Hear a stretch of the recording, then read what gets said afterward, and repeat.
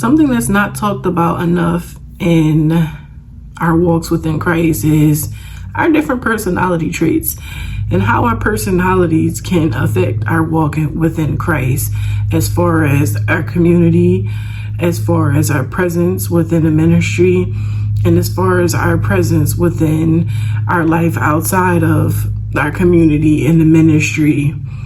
But being introverted as a believer is, for me, it has been extremely hard.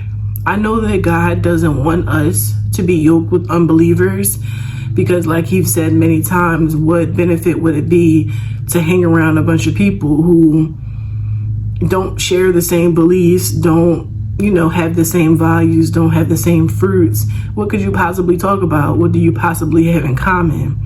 So if you get to a point in your walk like I have, where, a lot of my life consisted in the world. And when I stepped away from the world, I stepped away from family, friends, and communities, peer groups that were heavily in the world. And by separating myself from that, it just put me right back in isolation.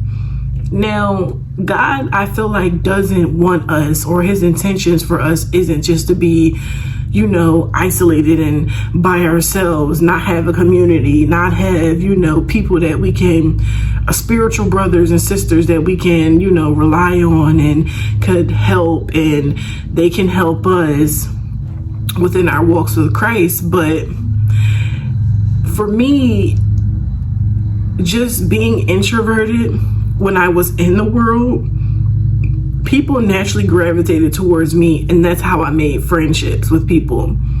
So I've always been shy, I've always been very slow to speak, very just reserved, very just, and not just mean or, unapproachable.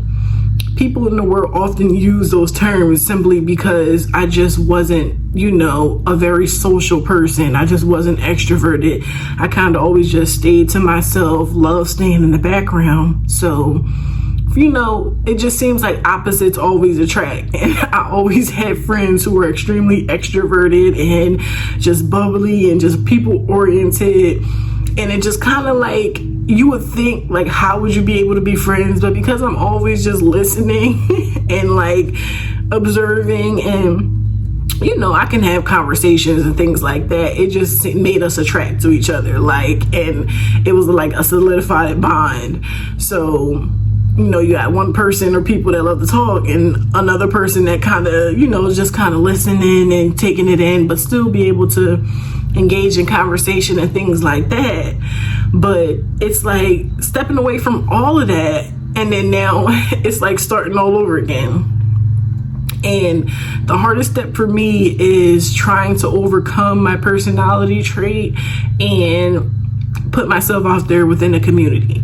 Because I always say, I would love to make friends. I would love to have spiritual brothers and sisters and, an accountability partner. These are the things that I would love, but there would be no way for me to actually have these things if I don't step out of my comfort zone. Now, if you're like me, introverted, but you also have trouble when it comes to social cues, or have trouble when it comes to social interactions, I just feel like I'm always at war with my mind.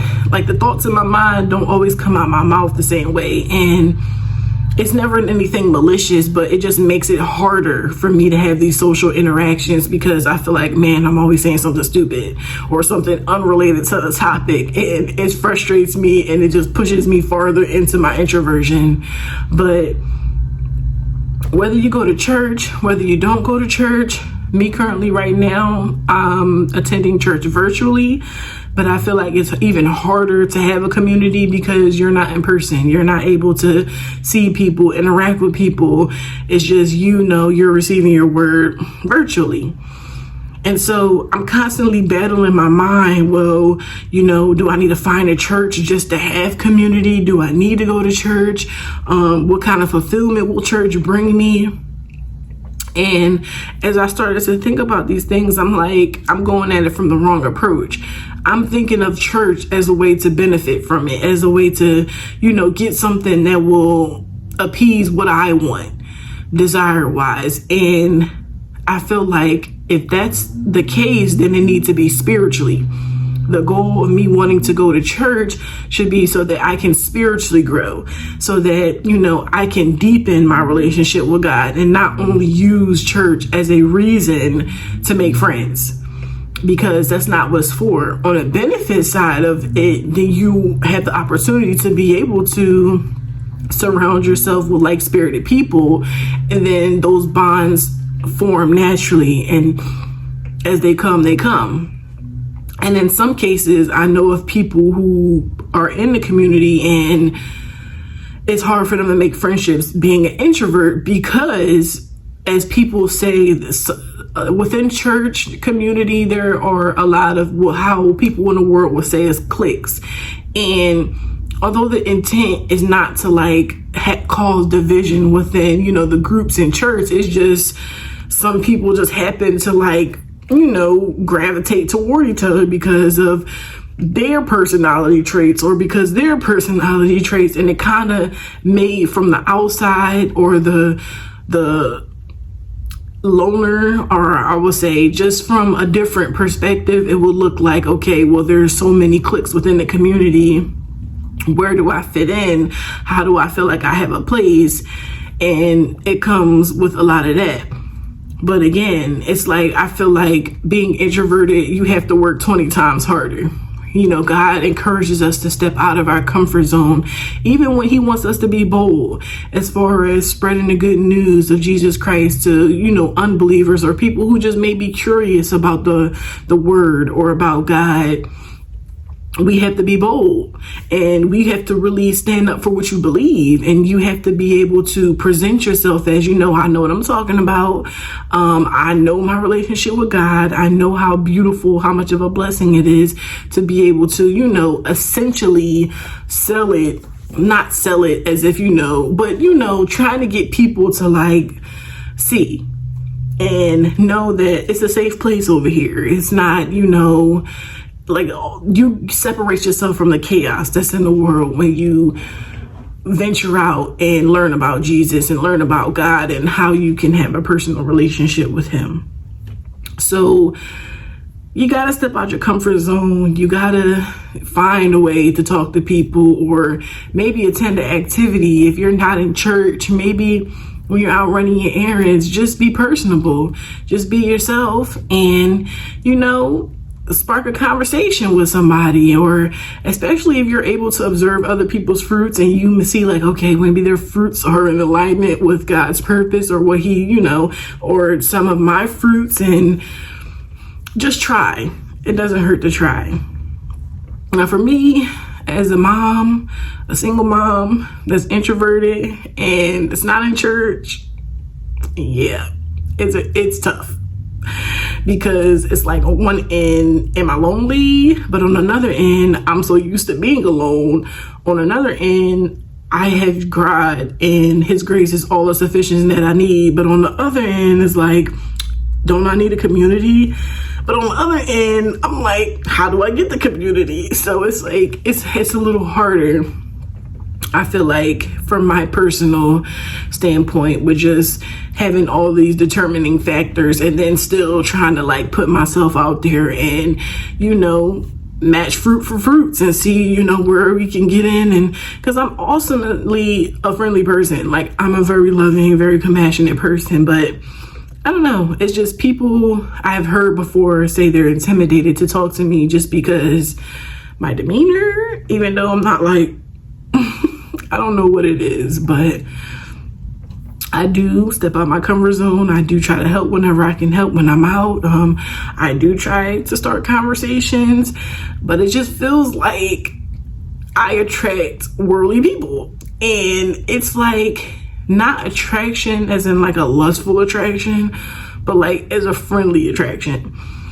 And I tend to create friendships off of just having or sharing the same characteristics, and it's kind of hard to actually have these friendships or keep them and maintain them when the fruits are in alignment.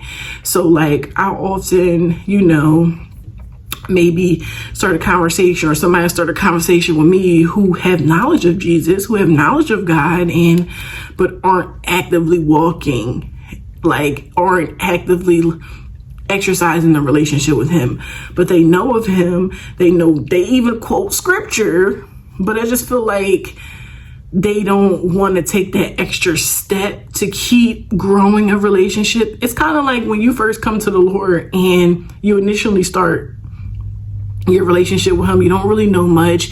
You're not really diving in your word as much because everything is new. And then over a period of time, you're like, hey, I'm starting to learn Jesus. I'm starting to learn God. I'm starting to learn who he is. It should intrigue you to want to, keep growing and keep getting a closer and closer and closer relationship with him. And eventually, God is what convicts you. God is what kills the desires of the worldly things that he doesn't like. And he may not always tell us, but you'll start to notice that your desires for certain things just dissipate and they don't exist anymore. And that's how conviction starts. Or you'll start starting to mind like, I don't really need to do this anymore. I don't really need to entertain this anymore. And when you're receptive to it, then it'll be able to produce fruit, and then you'll be able to grow deeper in a relationship. But I just feel like with a lot of people that I tend to naturally be friends with or be in alignment with, like there's a disconnect. Like they know God, they love him, but they choose to want to live the way that they want to live and accept the bare minimum when it comes to God. And that's what's kind of confusing for me, because it's harder for me to make friends. I'm like, I'm not going to turn you away because, your walk isn't like exactly where my walk is. But at the same time, it's like, how do I maintain a friendship with someone who chooses to actively live in sin because they don't want to be uncomfortable? So that's where like a lot of the friction for me comes in. And I have a friendship now, the only friendship that I do have, and she's an older lady. I feel like I always gravitate to older people because I just feel like I have an old soul. Like I've always been this way. My interests or tend to lead to older people's interests. So I love her to death, but it's hard being friends with her because she grew up in church. She grew up with a relationship with God. And it's like she knows that her lifestyle isn't in alignment, but like